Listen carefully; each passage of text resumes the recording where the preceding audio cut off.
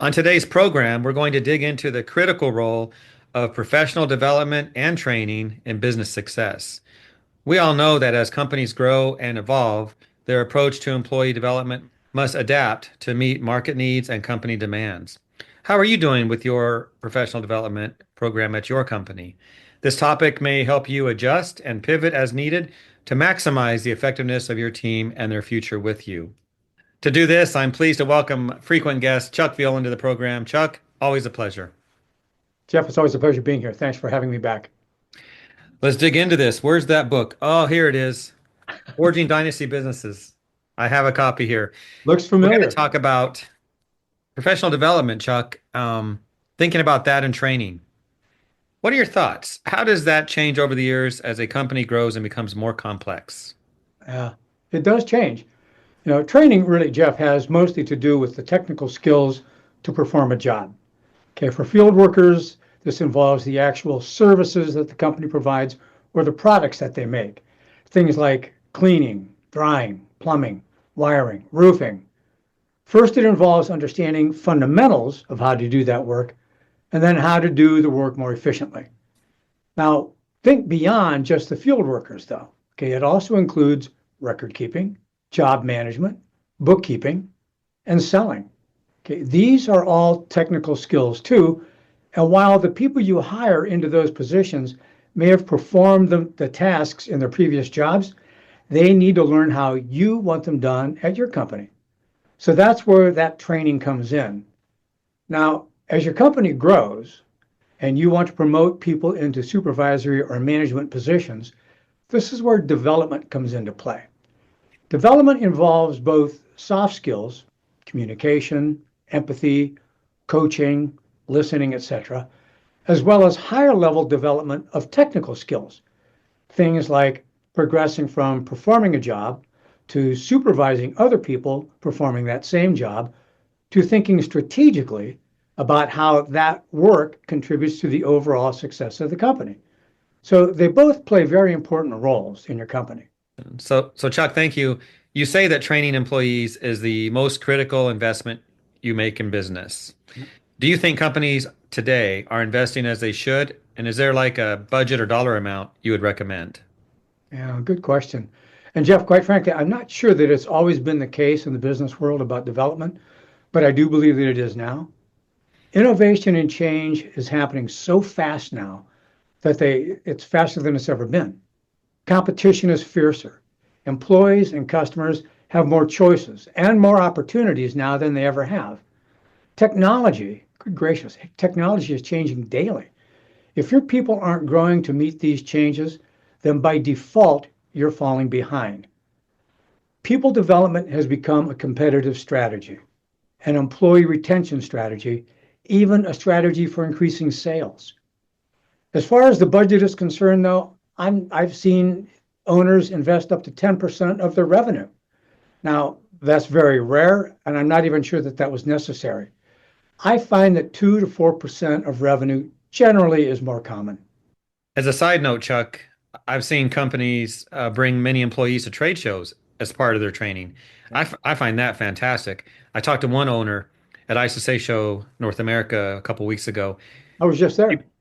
Yeah, and she brought 30 people, 30 staffers. Like, Whoa. yeah. But I remember when I had my cleaning business, restoration business, we would take folks Hmm. to UCCI show. Oh yeah. Right. Yeah, it's good. It's good. It's good networking. It's good for them to see the industry from other perspectives. But my next thought along that line, Chuck, is I've heard some say as well, I have a new technician. I'm not going to send them to a certification seminar until I'm sure they're staying with me. Yep. Wow. What do you think about that? Does that sound logical to you? Wow. Jeff, my answer to that is it good or bad? It's sort of. Obviously, it doesn't make any sense to invest training dollars in someone that you don't think is going to stick around long enough to get a return on that investment. Okay, that's one of the reasons, quite frankly, that you and I have discussed in our previous videos about taking the time to make sure you make the right hire in the first place. But we both know that no hiring system is foolproof, and sometimes marginal employees make it through. So The initial in-house training that you offer your people really is a relatively low-cost investment in your people, especially when you compare it to the expense of having them do the job wrong. So it sure doesn't make any sense to skimp on that training. Now, it goes deeper than that, though, as you might imagine. There's something interesting that happens in that initial training phase. Not only does the trainee learn how to perform the job that they've been hired to do, but you also have a chance, a front row seat, to learn about the person you hired and whether or not you think there's someone that has potential or that you even want to hold on to. This can help you decide just how quickly you want to move them along with the training. Are they showing an eagerness to learn? Are they showing an eagerness to grow with the company? This can help you make the decision about just how fast and how much you want to invest in their training. Well, Chuck, I agree with that. At least you do training, whether it's in-house or not, with your team. But you're right, hiring the right person, investing, it's important to be smart about that. I do remember a class I taught, Chuck, IICRC carpet cleaning class. Yeah. Three employees came from the same company. The owner, this is true. The owner was going to lay off one employee. He wasn't sure which. He said, whichever gets the worst grade on the exam is gone. He told them that? He told them that they came to class knowing that. And I'm not going to say who it is, where it was at, but That's just wrong. it was wrong. And those three drew closer together.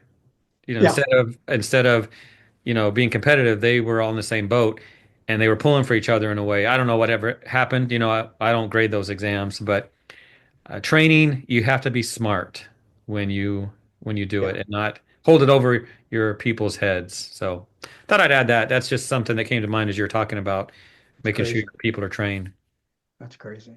I guess the next point I want to talk about is your 20 components for effective training. Now, we can't talk about all 20, but thinking about a few favorites you have that others might embrace, can you share that with us? In general, I would look at what are referred to as soft skills, and that list is really mainly made up of the soft skills. And the reason I would suggest these is for the reason that you suggest, Jeff. They're frequently overlooked or they're just not valued as much as technical skills. Let's look at conflict resolution, which is one of them. Let's look at that as an example. Many people really never learn how to resolve conflict in a productive way in their personal lives, much less at work. So they internalize their disagreements, their anger, as they verbalize them through sarcasm or cynicism, but nothing gets resolved. In the workplace, people will always be heard, and they're either heard through their words or through their actions. It's always best to hear them through constructive conversations rather than through destructive actions. Jeff, this leads right to another soft skill, communication. Now, one would think that with all of the communication devices that we have at our disposal, that we would have gotten better at this as a society. I just don't think that we have. In fact, in an internal survey that we do here with our folks at Violand Management every year, communication continues to show up as something that we need to continue to get better at all the time. So when you consider that communication is really the most basic form of work in any business, it certainly deserves to be at the top of everybody's list as far as training and development goes. So, Chuck, how do you identify an employee to focus on for an individual development plan? Jeff, in my experience, and the counsel I give my clients when I was working with them, is take a look at what you're getting from that employee. Do they show an interest in learning? Are they as interested in their own development as you are in developing them? Because really, it's a two-way street. You can't just keep force feeding it and expect them to pick it up. So I always look for somebody, A, who's interested in learning. I also look for somebody who shares the same values that we share as an organization. Because if they don't have both of those things, no training and development is going to work out long term. Nor is promoting somebody into a position of responsibility going to work out long term. It just doesn't do it. Chuck, there's a term in the industry now that really wasn't around when I was younger, mentoring. Mm. It's all about mentoring. Can you talk about that? We hear how important it is. What does it really look like to you, and what types of mentoring models should be considered? You're right. It is more prevalent now than it was in the past. Jeff, in the book, I talk about four different forms of mentoring, four different models, I guess, of mentoring: one-on-one mentoring, group mentoring, resource-based mentoring, and executive mentoring. I think the two that we're most familiar with and that I see most often is one-on-one mentoring and then also executive mentoring. So let me just talk about those. Okay. The most common ones, again, that I see are one-on-one, where you have a seasoned employee assigned as a mentor to a new employee, somebody new that you're onboarding, to help them navigate the ins and outs of the company, its culture, its norms, the things that aren't usually covered in an onboarding or in initial training. The other is executive mentoring. And in a small business, this almost always involves the owner or executive helping to develop the next level of management or even a successor, if that's the case.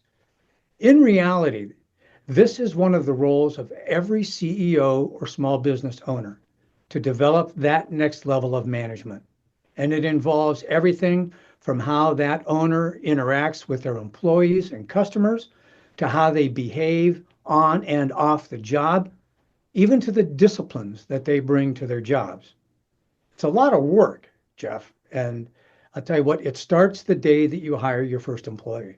So a lot of hard work, as you mentioned, Chuck, but it does pay off in the long It run. does pay off. Mhm. Absolutely. But to prove it, talk about tracking all this. How does the company know it's going in the right direction? Any metrics to observe? Yeah, I mean, an easy one really is employee longevity. And it's an easy metric to measure. Are people staying with you longer? Another easy metric would be bottom line profitability.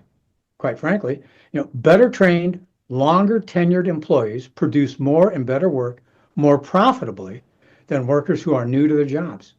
But Jeff, there's an intangible metric that's very real and you can feel it. And that's the fun and satisfaction of working, not just you, but the entire team, of working with an experienced team that shares your values and a dedication to the success of the company. And in my experience, that one's invaluable. Chuck, this has been a great conversation on this chapter. Any final words of advice to those watching? Yeah, actually, I do.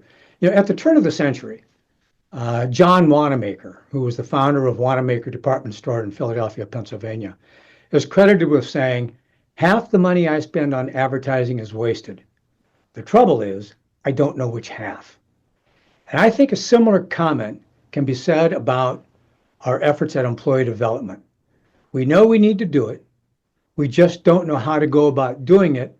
And we struggle with really being able to measure or to see improvement, especially quickly like that. So, look, if you're not doing any employee development, my advice is to start small and focus on fundamentals, focus on the basics. You can always increase your time and your budget later on. Now, if you're already doing some training and development, then I would suggest that you not try to do everything yourself. There are some great resources for training and development that you can find online. A couple that we recommend and that I'm personally familiar with to our clients are Reach Drying Academy and SuperTech University. Both of these are great organizations and are great value for what you're trying to accomplish. Chuck, great discussion on chapter 11 of your book. I'm looking forward, especially to the next one, Purposefulness of Employment. What a That's a good topic. one. That's a good one. I'll see you then. All right, Jeff. Thanks so much.